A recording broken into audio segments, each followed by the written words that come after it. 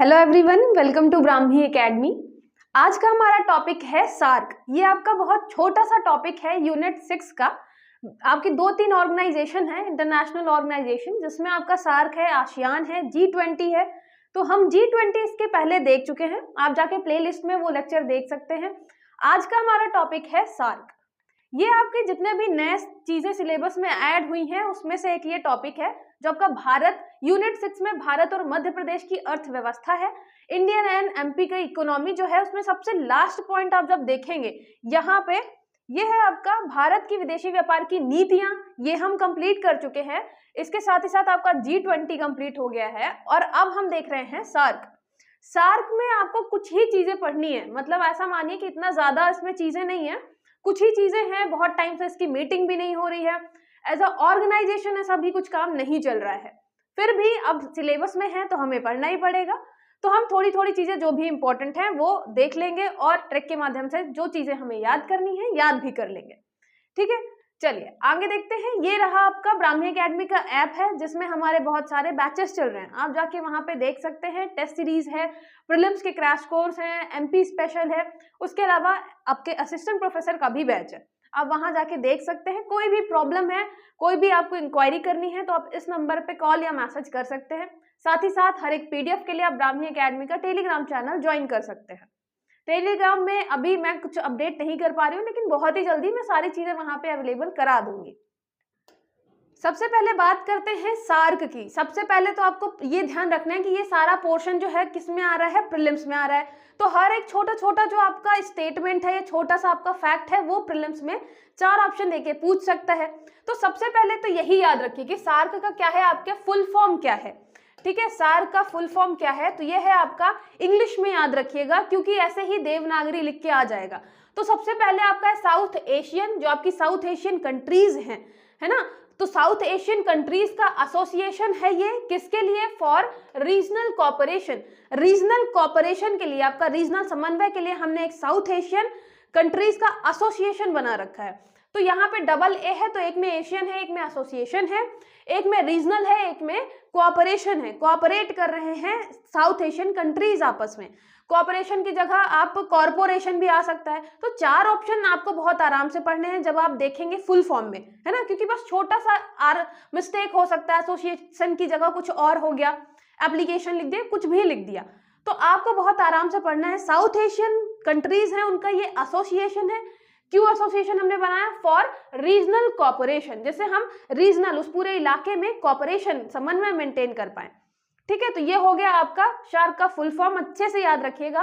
फिर आता है एस्टेब्लिशमेंट ईयर, ये कब एस्टेब्लिश हुआ था, तो 1985। याद रखिएगा, जब मैं आपको बताती हूँ कि 1984 आपको कैसे याद करना है, तो 1984 कैसे याद करना होता है, इंदिरा गांधी जी से। अगर आप मुझे फॉलो कर रहे हैं तो आपको पता है 84 हम याद करते हैं इंदिरा गांधी से, क्योंकि उस साल उनकी डेथ हुई थी। तो इंदिरा गांधी जी को पाकिस्तान बिल्कुल नहीं पसंद था।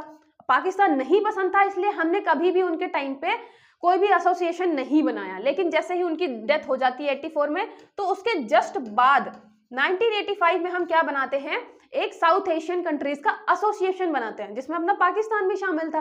ठीक है, तो जितनी भी साउथ एशियन कंट्रीज हैं, अभी हम उनको देखेंगे कौन कौन सी कंट्रीज हैं।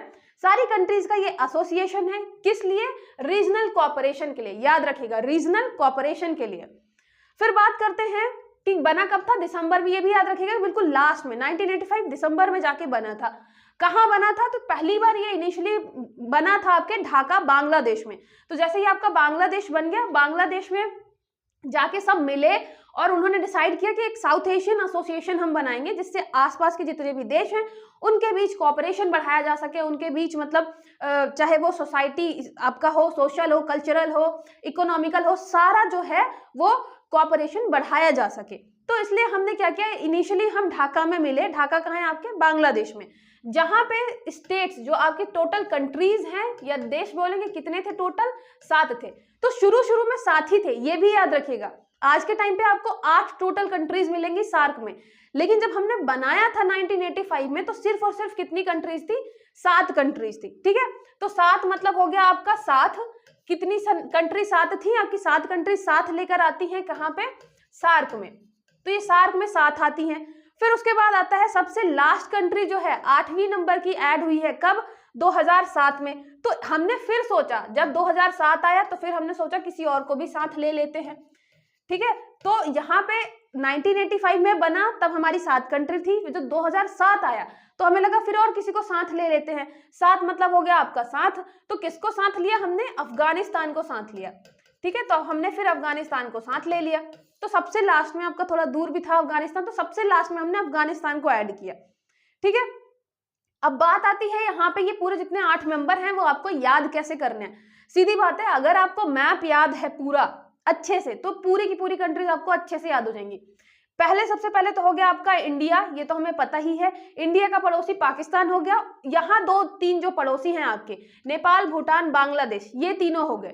तो ये लगातार पड़ोसी हो गए। फिर उसके नीचे आएंगे तो श्रीलंका मिलेगा, और उसके नीचे आएंगे तो मालदीव मिलेगा, ठीक है। यहाँ पे आपका मालदीव मिलेगा, और ये हो गया आपका श्रीलंका। यहाँ पे बांग्लादेश, भूटान, नेपाल, तो ये आपको पता ही है कि ये तीनों रहेंगे, बांग्लादेश, नेपाल, भूटान, बांग्लादेश, ठीक है। फिर ये हो गया आपका पाकिस्तान, और ये हो गया अफगानिस्तान। तो अफगानिस्तान, पाकिस्तान, यहां से पूरा इंडिया को रिलेट करिएगा। इंडिया के आसपास जितने भी हैं, ये पूरा इलाका कहलाता है साउथ एशियन, आपका कंट्रीज है, ये साउथ एशियन है, ठीक है।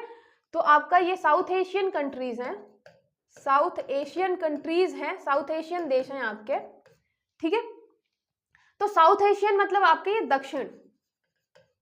दक्षिण एशिया देश है। दक्षिण एशिया में आपका आएगा अफगानिस्तान, पाकिस्तान, इंडिया, नेपाल, भूटान, फिर बांग्लादेश, नीचे आएंगे तो श्रीलंका और मालदीव। तो इंडिया के आसपास के जितने भी देश हैं, हमने सबका ग्रुप बनाकर इकट्ठा क्या ग्रुप बनाया? सार्क ग्रुप बनाया, ठीक है। तो ये आपको पूरे याद हो गए अच्छे से।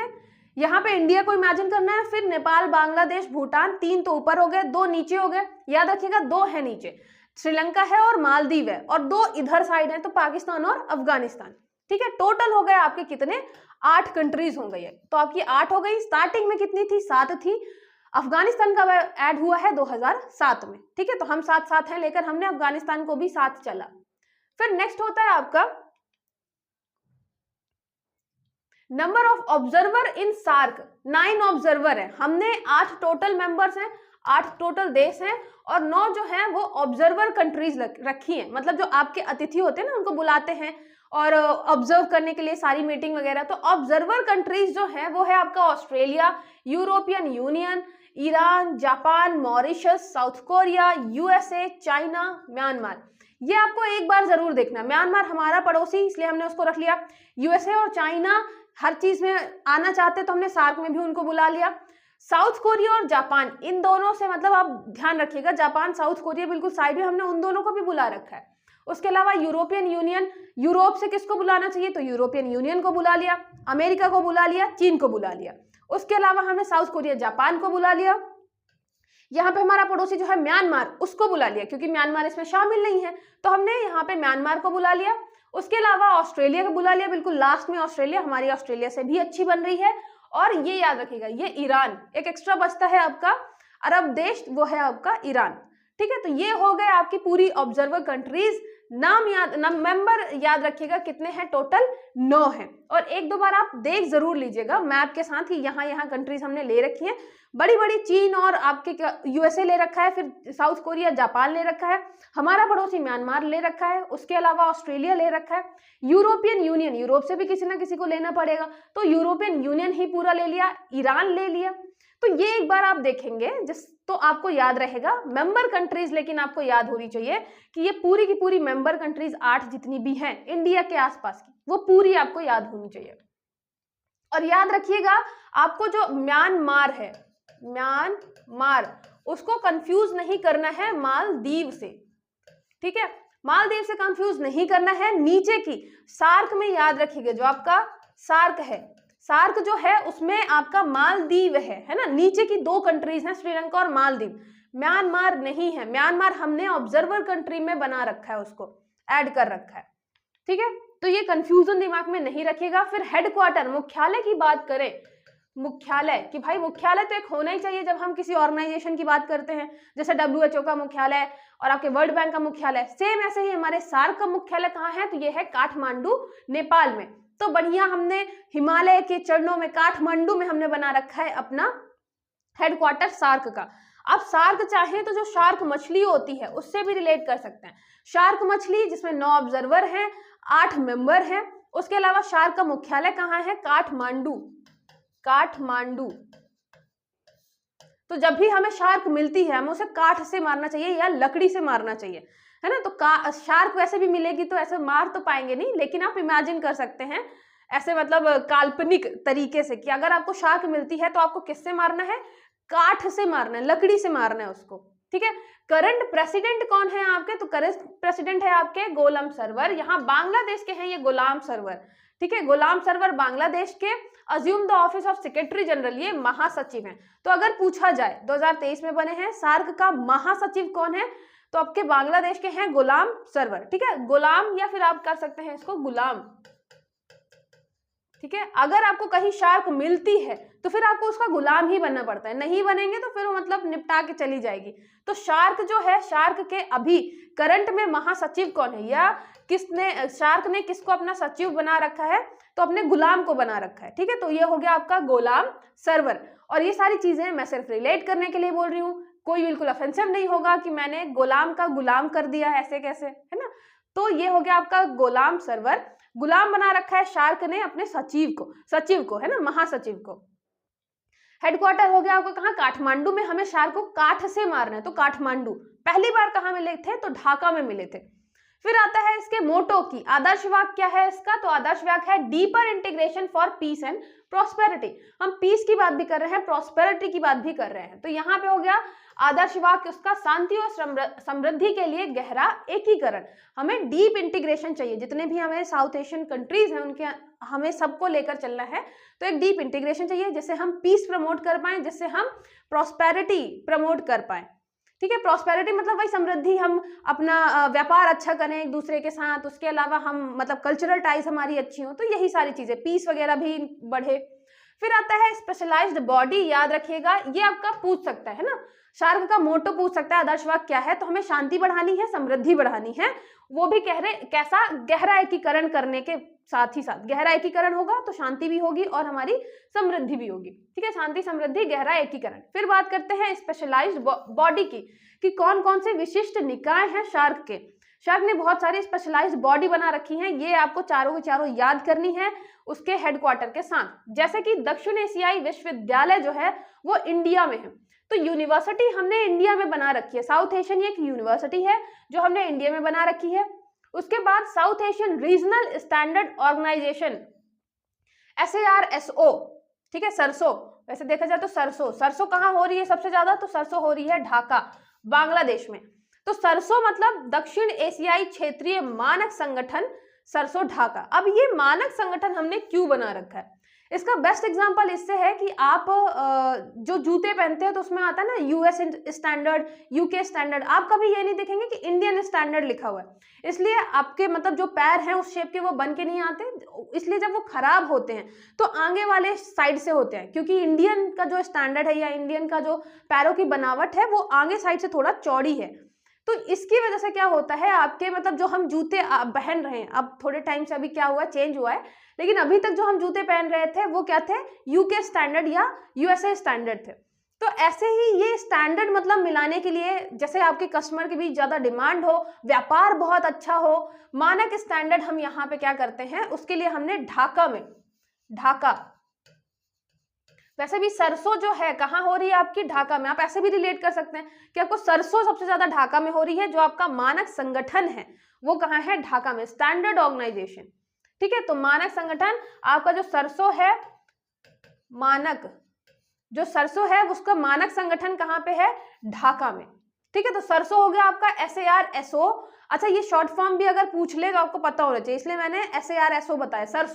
सरसों में क्या है, हम मानक संगठन बना रहे हैं, स्टैंडर्ड ऑर्गेनाइजेशन है ये हमारा, है कहाँ पे, ढाका में। उसके बाद सार्क डेवलपमेंट फंड, सार्क के डेवलपमेंट के लिए फंड भी चाहिए, SDF, जैसे हम क्लाइमेट डेवलपमेंट फंड या सस्टेनेबल डेवलपमेंट फंड की बात करें, सेम ऐसे ही सार्क डेवलपमेंट फंड है, जो कि हेडक्वार्टर कहाँ पे है, भूटान में। फंड वगैरह का काम हमने, फंड कोष वगैरह का काम हमने किसको दे रखा है, भूटान को दे रखा है। भूटान हमारा सिंपल सा मतलब देश है, बहुत ज्यादा 3-5 नहीं करता है, तो इसलिए हमने कोष वाला काम भूटान को दे रखा है। पढ़ाई लिखाई वाले में इंडिया अच्छा है, सबसे आगे, बहुत पुराने टाइम से बहुत अच्छा है, नालंदा विश्वविद्यालय, ये सारी चीजें, तो हमने क्या कर रखा है, विश्वविद्यालय हमने इंडिया में ही बना रखा है। साथ ही साथ सार्क आर्बिट्रेशन काउंसिल, जो आपका SARCO है, सरको, एक तो हो गया सरसो, एक हो गया सरको। सरको यार थोड़ा उधर बैठो, बोलते हैं ना बघेलखंडी में, सरको।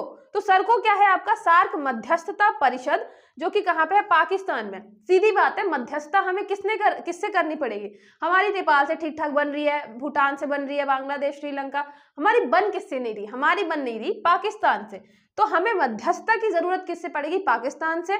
तो इसीलिए हमने सरको की कहाँ इस्टेब्लिश किया है, आपके मध्यस्थता जो परिषद है वो कहाँ इस्टेब्लिश की है, पाकिस्तान में। तो हम पाकिस्तान वाले को बोल रहे हैं, चलो सरको यार थोड़ा बैठने दो, जगह दे दो, ठीक है। तो ये हो गया आपका SAU, सबसे पहले यूनिवर्सिटी इंडिया में है, मानक स्टैंडर्ड आपके कहाँ है, ढाका में। ढाका में हमने सरसों लगा रखी है।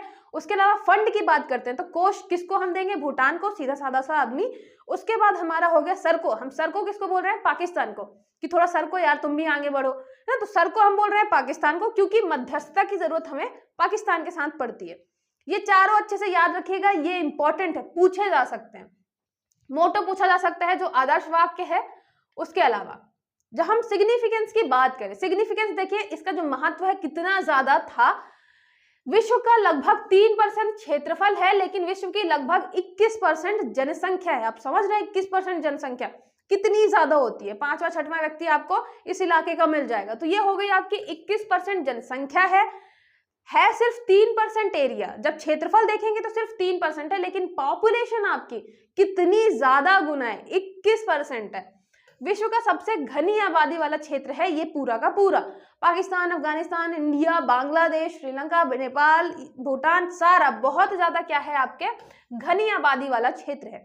साथ ही साथ यहाँ पे वैश्विक अर्थव्यवस्था का 3.8% लगभग $2.9 ट्रिलियन जो है वो उपजाऊ क्षेत्र है।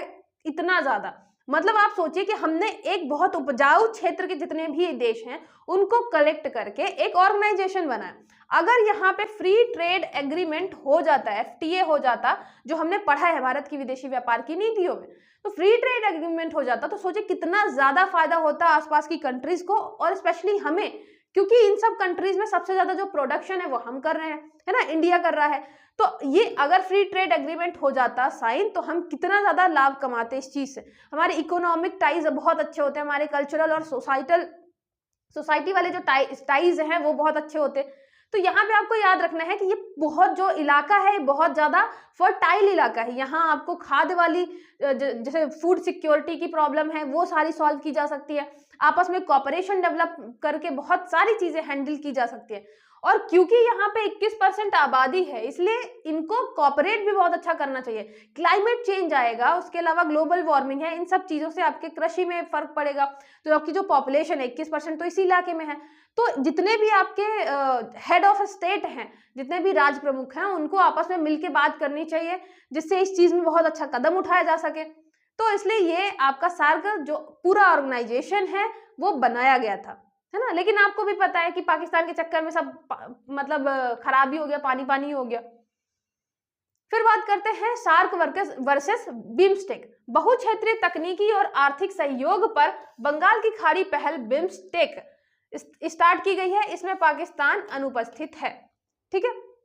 तो हमने क्या किया, फिर बिम्स्टेक स्टार्ट किया। बिम्स्टेक स्टार्ट करने के कारण क्या हुआ कि भाई पाकिस्तान के कारण ज्यादा मुद्दे आ रहे थे, वो कश्मीर चिल्ला रहा था, ऊपर से उसने बहुत ज्यादा क्या किया था, टेररिज्म, आतंकवाद को बहुत ज्यादा प्रमोट करता था। हमारे यहाँ इतने सारे केसेस हुए हैं, है ना, इतने सारे अटैक हुए हैं, इसलिए हमने फिर ऐसा एक ऑर्गेनाइजेशन बनाया जिसमें हमने पाकिस्तान को ही हटा दिया, जिससे हम आसपास के क्षेत्रों में अच्छा कॉपरेशन कर पाए। आपको पता है फ्री ट्रेड एग्रीमेंट की बात करें, उसके अलावा अगर हम रोड कनेक्टिविटी की बात करें कि हमने रोड कनेक्ट कर दिए, तो हम रोड के थ्रू जा सकते हैं नेपाल, भूटान, बांग्लादेश और अपने आसपास के मतलब जितने भी देश हैं वहां। ना। तो टूरिज्म हमने मतलब टूरिज्म बढ़ाया जा सकता है, इकोनॉमिक ग्रोथ बढ़ाई जा सकती है, बहुत सारी चीजें हैं, क्योंकि 21% पॉपुलेशन है, साथ ही साथ बहुत फर्टाइल एरिया है ये, तो प्रोडक्शन बहुत ज्यादा किया जा सकता है, आपके अन्न भंडार वगैरह है ना, ग्रेनरीज का। तो यहाँ पे याद रखिएगा, लेकिन हमारे पाकिस्तान में जैसे इश्यू होते रहते हैं, तो सार्क जो है, सार्क की जगह हम क्या प्रमोट कर रहे हैं, हम बीमस्टेक प्रमोट कर रहे हैं। BIMSTEC, Bay of Bengal initiative on multi sectoral technical and economic cooperation. ये मल्टी सेक्टोरल है, साथ साथ हम टेक्नोलॉजी में भी कर रहे हैं कॉपरेशन, इकोनॉमिक के साथ साथ। ये और थोड़ा बड़ा हमारा नजरिया हो गया कि हम क्या कर रहे हैं, बे ऑफ बंगाल में इनिशिएटिव है मल्टी सेक्टर, इसमें multi sectoral technological plus economic cooperation हो रहा है, ठीक है। बीमस्टेक, इसमें पाकिस्तान शामिल नहीं है, इसीलिए आप देखेंगे कि सार्क से ज्यादा जो है, जो महत्व इंपॉर्टेंस है, वो किसका है, आपके बीमस्टेक का। फिर बात करें launch of SAARC satellite for South Asia 2017। आपको पता है कि हम मतलब अलग अलग जो हैं आपकी कंट्रीज हैं, आपका भूटान हो गया, नेपाल हो गया, बांग्लादेश हो गया, पाकिस्तान हो गया, ये खुद के सैटेलाइट अभी लॉन्च नहीं करते हैं, और इस मामले में आपका इसरो, आपका स्पेस ऑर्गेनाइजेशन बहुत ही आगे है ना, हम टॉप लीडिंग कंट्रीज में आते हैं। तो हमने इन कंट्रीज के लिए, सार्क कंट्रीज के लिए क्या किया, हमने लॉन्च किया सार्क सैटेलाइट। याद रखिएगा, सार्क सैटेलाइट कब किया था, 2017 में। 17 का हम बनाते हैं खतरा, तो हमें खतरा किससे है, जो हमने सैटेलाइट सार्क मतलब सार्क ऑर्गेनाइजेशन के लिए हमने एक सैटेलाइट लॉन्च की, लेकिन हमें खतरा है पाकिस्तान से, क्योंकि पाकिस्तान खुद ज्वाइन नहीं कर रहा और दूसरों को ज्वाइन करने में इशू क्रिएट कर रहा है, ठीक है। तो ये हमें खतरा किससे है, पाकिस्तान से, ठीक है। जो आपका पाकिस्तान है, पाकिस्तान से हमें खतरा है, क्योंकि वो लॉन्च नहीं करने दे रहा सैटेलाइट। तो सैटेलाइट आपकी सार्क सैटेलाइट कब लॉन्च हुई है, आपकी 2017 में। फिर आता है लास्ट सार्क समिट जो है 19th, वो हुआ था आपके पाकिस्तान में होना था, जो कि कैंसिल हो गया था। उसके पहले वाला जो 18 नंबर वाला है, वो हुआ था आपके ढाका में, 18th नंबर वाला।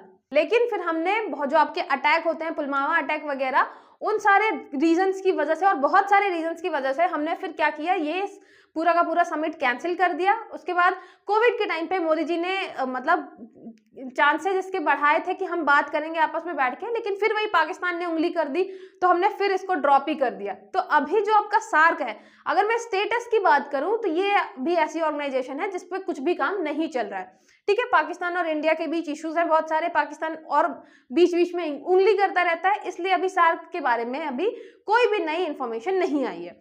जो लास्ट टाइम वाला आपका हुआ था, अगर देखें लास्ट टाइम वाला कब हुआ था, तो पहला जो हुआ था 1985 में हुआ था ढाका में, हम ढाका में मिले थे, 7 कंट्रीज थी।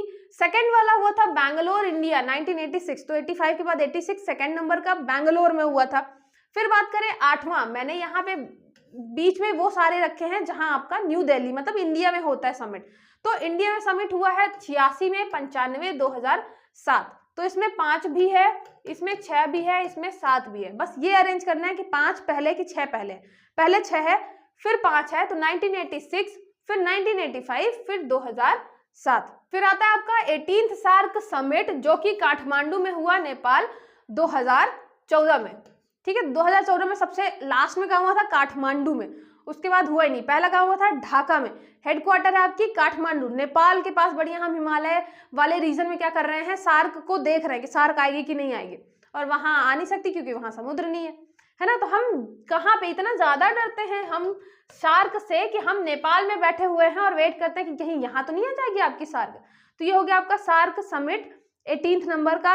18th नंबर का हुआ था काठमांडू में, उसके बाद कहीं नहीं हुए, है ना। पाकिस्तान में होने थे, लेकिन फिर वही दिक्कत आ गई आतंकवादियों के कारण और पाकिस्तान के बिहेवियर के कारण, तो हमने फिर ड्रॉप कर दिया कि हम सार्क समिट नहीं करवाएंगे। तो अभी 18वां जो है, उसके बाद 19वां पाकिस्तान में होना था, फिर वो कैंसिल हुआ, अभी तक कोई भी इसमें प्रोग्रेस नहीं हुई है, ठीक है। तो ये हो गया आपके पूरे के पूरे समिट। आई होप आपको सारी चीजें समझ में आई हो। कब स्टैब्लिशमेंट हुआ, 1985 में हुआ, ठीक है। उसके अलावा एक यूनिवर्सिटी है जो इंडिया में है, सार्क की। मानक स्टैंडर्ड जो है, मानक स्टैंडर्ड, ठीक है, मानक स्टैंडर्ड मानक स्टैंडर्ड जो है, मैंने आपको बताया बहुत दिक्कत होती है, तो उसकी वजह से क्या किया है, मानक स्टैंडर्ड आपका कहाँ पे है, ये है ढाका में। फिर बात करते हैं किसकी, मानक स्टैंडर्ड हो गया, ये आपकी यूनिवर्सिटी हो गई, यूनिवर्सिटी 1985 में एस्टेब्लिश हुआ, ठीक है, यूनिवर्सिटी हो गई, मानक स्टैंडर्ड हो गया। उसके अलावा हमारा क्या है, उसके अलावा हमारा मध्यस्थता वाला है, मध्यस्थता जो है, मध्यस्थता ये कहाँ पे है, पाकिस्तान में, क्योंकि पाकिस्तान से ही इशू होगा तो मध्यस्थता के लिए हमने पाकिस्तान में ही बना रखा है। फिर कोष की बात करते हैं, पैसे की, तो पैसे किसके पास है, भूटान के पास, हमने कोष दे रखा है भूटान को। फिर याद रखना है कि आपका पहला जो था वो 1985 में कहाँ हुआ था, ढाका में, ठीक है, 7 लोग आए थे इसमें। सेकंड नंबर वाला हुआ था बेंगलोर में, बेंगलोर में अगले ही साल 1986। फिर हुआ था 8th नंबर वाला, ठीक है, तो 1986 के बाद यहाँ पे नई दिल्ली में आपके 2 मिलेंगे, नई दिल्ली, ठीक है, ये हो गया 19 आपका 95। फिर आपका 18th के बाद हो गया 14th, ये हो गया ये 2007। हम साथ हैं तो 14 साल तक हम साथ ही रहेंगे नई दिल्ली में, तो 14 हो गया नई दिल्ली 2007। उसके बाद सबसे लास्ट जो है 18वां हुआ है, ये कहाँ हुआ है, काठमांडू में, काठमांडू नेपाल में हुआ है। जो मेन चीजें थी वो मैंने आपको बता दिया। 8 टोटल कंट्रीज हैं, पहले 7 थी, 8वीं जो है वो अफगानिस्तान है, ठीक है। और उसके अलावा ऑब्जर्वर कंट्रीज जो हैं वो आपकी 9 है, लोकेशन के साथ मैंने बता दिया है। ये जो आपका पूरा का पूरा एरिया है वो 21% पॉपुलेशन है, जनसंख्या 21% है, उसके अलावा 3% आपका एरिया है। और बिम्स्टेक में मैंने बताया कि बिम्स्टेक ज्यादा इंपॉर्टेंट है इसमें, क्योंकि पाकिस्तान शामिल नहीं है। हमने सैटेलाइट लॉन्च किया था 2017 में, हमें पता था कि खतरा हो सकता है पाकिस्तान की तरफ से, लेकिन हमने फिर भी सार्क का एक सैटेलाइट लॉन्च किया 2017 में। उसके अलावा समिट मैंने बता दिया कि 19वीं होनी थी पाकिस्तान में, जो कि कैंसिल हो गई है, ठीक है। आई होप आपको सारी चीजें अच्छे से समझ में आई होंगी। कोई भी डाउट है तो आप कमेंट या मैसेज करके पूछ सकते हैं। आपका G20 वाला जो है वो मैंने पूरा बता दिया है। आज सार्क हो गया, सार्क में ज्यादा चीजें है नहीं, बस इतनी चीजें आप कवर कर लीजिएगा तो आपका आराम से ये टॉपिक क्लियर हो जाएगा, ठीक है।